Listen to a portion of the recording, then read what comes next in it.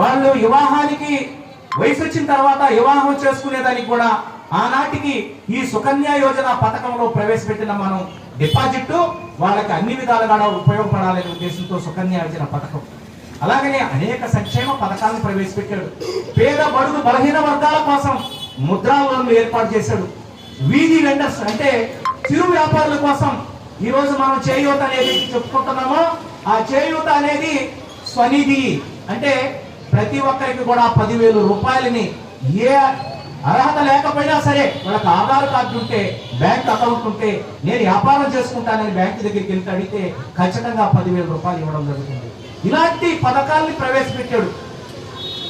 జాతీయ అభివృద్ధితో పాటు జాతీయ రహదారులతో పాటు రైల్వేస్ అభివృద్ధితో పాటు విమానాశ్రయాల అభివృద్ధితో పాటు అనేక రకాలైన రోడ్లు అనుసంధానం చేస్తున్నాడు.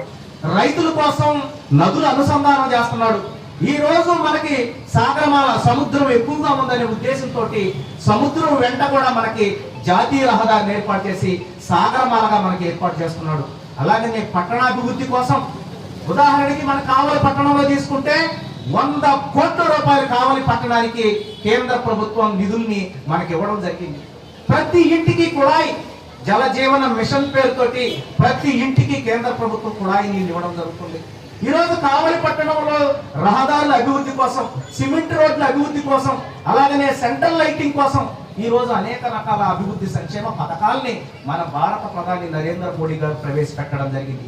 ఇవన్నీ మీకు తెలియాలనే ఉద్దేశంతో అనేక రకాలైన స్కీమ్స్ మనకి ఇచ్చారు.